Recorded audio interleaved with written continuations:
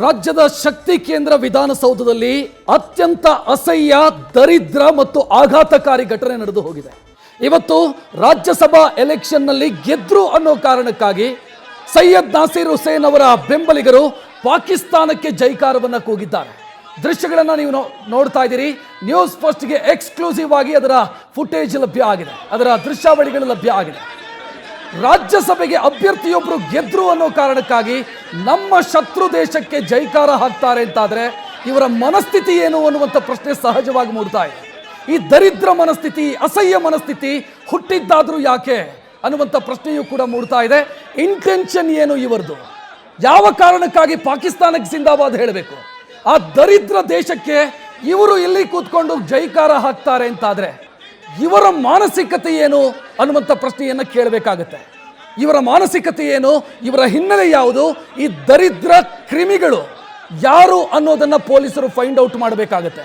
ಯಾಕಂತಂದ್ರೆ ಪಾಕಿಸ್ತಾನ ಅನ್ನುವಂಥ ದಟ್ಟ ದರಿದ್ರ ದೇಶಕ್ಕೆ ರಾಜ್ಯದ ಶಕ್ತಿ ಸೌಧದಲ್ಲಿ ಕೂತ್ಕೊಂಡು ಜೈಕಾರ ಹಾಕ್ತಾರೆ ಅಂತಾದ್ರೆ ಅದು ರಾಜ್ಯಸಭೆಗೆ ವ್ಯಕ್ತಿಯೊಬ್ಬರು ಆಯ್ಕೆಯಾಗುವಾಗ ಪಾಕಿಸ್ತಾನಕ್ಕೆ ಜಿಂದಾಬಾದ್ ಹೇಳಬೇಕಾದಂಥ ಅಗತ್ಯ ಏನು? ಇದಕ್ಕೂ ಏನು ಸಂಬಂಧ ಇದೆ? ಪಾಕಿಸ್ತಾನಕ್ಕೆ ಜಿಂದಾಬಾದ್ ಹೇಳಬೇಕಾದಂಥ ಅಗತ್ಯ ಏನಿದೆ? ಇದು ಬಹಳ ಪ್ರಮುಖವಾದಂಥ ಪ್ರಶ್ನೆ. ಸೈಯದ್ ನಾಸೀರ್ ಹುಸೇನ್ ಅವರ ಬೆಂಬಲಿಗರು ಈ ಘೋಷಣೆಯನ್ನು ಕೂಗಿರೋದು ಕ್ಲಿಯರ್ ಆಗಿ ಕಾಣಿಸುತ್ತೆ. ಆ ನಂತರ ಯಾರೋ ನಿಲ್ಲಿಸ್ತಾರೆ, ಆ ರೀತಿ ಘೋಷಣೆ ಕೂಗಬೇಡಿ ಅಂತ ನಿಲ್ಲಿಸುವಂಥ ಪ್ರಯತ್ನಗಳಾಗುತ್ತೆ. ಆದರೆ ಪಾಕಿಸ್ತಾನಕ್ಕೆ ಜಿಂದಾಬಾದ್ ಹೇಳಬೇಕು ಅಂತಾದರೆ ಗೆದ್ದಿರೋದು ರಾಜ್ಯಸಭೆಗೆ, ಜಿಂದಾಬಾದ್ ಹೇಳ್ತಾ ಇರೋದು ಪಾಕಿಸ್ತಾನಕ್ಕೆ. ಎಲ್ಲಿಂದೆಲ್ಲಿಗೆ ಸಂಬಂಧ? ಏನು ಸಂಬಂಧ? ಯಾವ ಮಾನಸಿಕತೆ ಇದು? ಎಲೆಕ್ಷನ್ ಗೆದ್ದರೆ ಆ ವ್ಯಕ್ತಿಗೆ ಅಂದರೆ ನಾಸೀರ್ ಹುಸೇನ್ ಅವರಿಗೆ ಜೈಕಾರ ಹಾಕೋದು ಓಕೆ, ಕಾಂಗ್ರೆಸ್ಸಿಗೆ ಜೈಕಾರ ಕೂಗೋದು ಓಕೆ, ಭಾರತಕ್ಕೆ ಜೈಕಾರ ಕೂಗೋದು ಕರೆಕ್ಟು. ಅದು ಬಿಟ್ಟು ನಮ್ಮ ಶತ್ರು ರಾಷ್ಟ್ರಕ್ಕೆ, ನಮ್ಮ ಮೇಲೆ ನಾಲ್ಕು ಬಾರಿ ಯುದ್ಧ ಸಾರಿದಂಥ ದೇಶಕ್ಕೆ ನಾವು ಜೈಕಾರ ಕೂಗ್ತೀವಿ ಅಂತಾದರೆ ನಮ್ಮ ಮನಸ್ಥಿತಿ ಎಲ್ಲಿದೆ? ನಮ್ಮ ಪರಿಸ್ಥಿತಿ ಏನು? ಯಾವ ಹೀನ ಮನಸ್ಥಿತಿ ನಮ್ಮದು? ಎಂಥ ಹೊಲಸು ಕ್ರಿಮಿಗಳಿವರು? ಇದೆಲ್ಲ ಪ್ರಶ್ನೆಗಳು ಸಹಜವಾಗಿ ರೈಸ್ ಆಗುತ್ತೆ. ನಾವು ಮಾರ್ಕ್ ಮಾಡಿ ತೋರಿಸ್ತಾ ಇದ್ದೀವಿ ನೋಡಿ.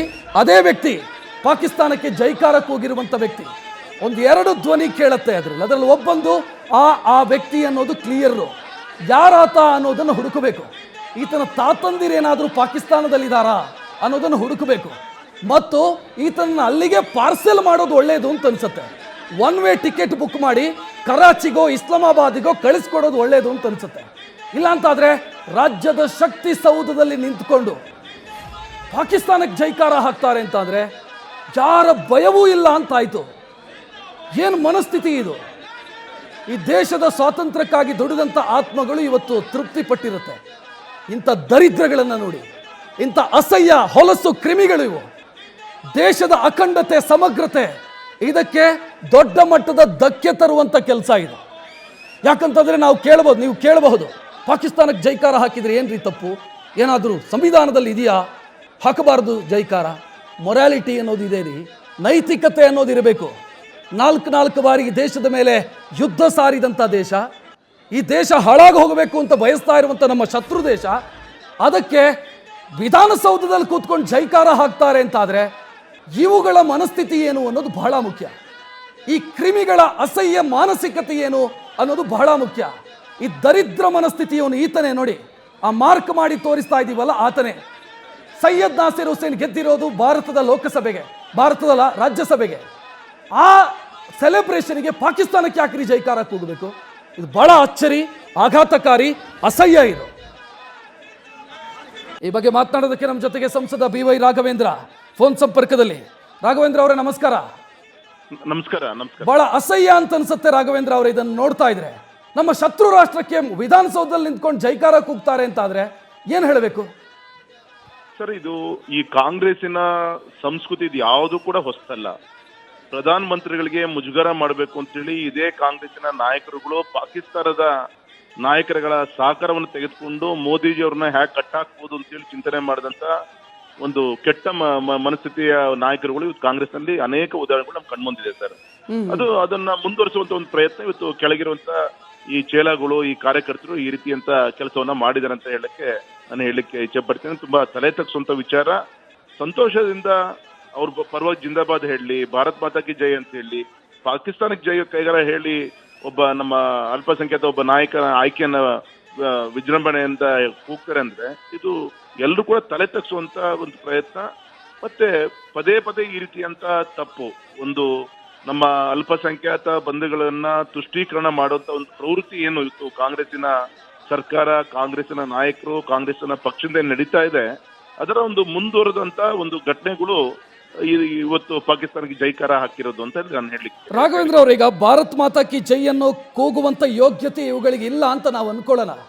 ಅಟ್ಲೀಸ್ಟ್ ನಾಸಿರ್ ಹುಸೇನ್ಗೆ ಜಯವಾಗ್ಲಿ, ಕಾಂಗ್ರೆಸ್ಗೆ ಜಯವಾಗ್ಲಿ ಅಂತ ಹೇಳಿದ್ರು ಕೂಡ ಓಕೆ, ತೊಂದರೆ ಇಲ್ಲ, ಸಹಿಸ್ಕೊಳ್ಬಹುದು. ಬಟ್ ಇದು ಅಕ್ಷಮ್ಯ. ಇದು ನಮ್ಮ ಶತ್ರು ರಾಷ್ಟ್ರಕ್ಕೆ ಜೈಕಾರ ಜಿಂದಾಬಾದ್ ಹೇಳ್ತಾರೆ ಅಂತಾದ್ರೆ ಇವರ ಮಾನಸಿಕತೆ ಏನು ರಾಘವೇಂದ್ರ ಅವರೇ? ಈಗಾಗಲೇ ಸ್ಪಷ್ಟವಾಗಿದೆ, ಗೌರವಾನ್ವಿತ ಇಂದಿರಾ ಗಾಂಧಿ ಅವರ ಕಾಲದಲ್ಲಿ 2/3 ಮೆಜಾರಿಟಿ ಇದ್ದಂತ ಈ ಕಾಂಗ್ರೆಸ್ ಪಕ್ಷ ಇವತ್ತು ಪಾರ್ಲಿಮೆಂಟ್ ಅಲ್ಲಿ ಅಧಿಕೃತವಂತ ವಿರೋಧ ಪಕ್ಷದ ನಾಯಕನ ಸ್ಥಾನ ಕಳ್ಕೊಂಡಾಗಿದೆ. ಭವ್ಯ ಶ್ರೀರಾಮ ಮಂದಿರ ನಿರ್ಮಾಣ ಆದಾಗ ಕಾಂಗ್ರೆಸ್ಸಿನ ಒಬ್ಬ ನಾಯಕನು ಕೂಡ ಅಲ್ಲಿ ಬಂದು ಭಾಗವಹಿಸಬೇಕು ಅಂತ ಹೇಳಿ ಇವ್ರಿಗೆ ಅನಿಸ್ಲಿಲ್ಲ ಇವರಿಗೆ. ಹಾಗಾಗಿ ಇಂಥ ಒಂದು ಕೆಟ್ಟ ಮನಸ್ಥಿತಿಯ ಒಂದು ಈ ಕಾಂಗ್ರೆಸ್ ಪಕ್ಷ ಏನಿದೆ ಇವತ್ತು ಅಡ್ರೆಸ್ ಇಲ್ಲದ ರೀತಿಯಲ್ಲಿ ಇವತ್ತು ಎಲ್ಲ ಕಡೆ ಆಗ್ತಾ ಇದೆ. ಎಲ್ಲೋ ಒಂದ್ ಕಡೆ ನಮ್ಮ ಕರ್ನಾಟಕದಲ್ಲಿ ನಮ್ಮ ಮತದಾರರು ಒಂದು ಯಾವುದೋ ಒಂದು ವಿಚಾರದಲ್ಲಿ ಅವ್ರನ್ನ ಬೆಂಬಲಿಸುವಂತ ಕೆಲಸವನ್ನ ಮಾಡಿದರೆ ಆ ಒಂದು ಮೆಜಾರಿಟಿಯ ಒಂದು ಅಜೀರ್ಣ ಆಗಿ ಈ ರೀತಿಯಂತ ನಡವಳಿಕೆ ಈ ಕಾಂಗ್ರೆಸ್ಸಿನ ಕಾರ್ಯಕರ್ತರು, ಕಾಂಗ್ರೆಸ್ನ ನಾಯಕರು ಮಾಡ್ತಾ ಇದ್ದಾರೆ. ಓಕೆ, ಧನ್ಯವಾದ ರಾಘವೇಂದ್ರ ಅವರೇ ನ್ಯೂಸ್ ಫಸ್ಟ್ ಜೊತೆಗೆ ಮಾತನಾಡಿದ್ದಕ್ಕೆ. ನ್ಯೂಸ್ ಫಸ್ಟ್ ನಿರ್ಭೀತಿಯಿಂದ ನಿಮ್ಮ ಪರವಾಗಿ.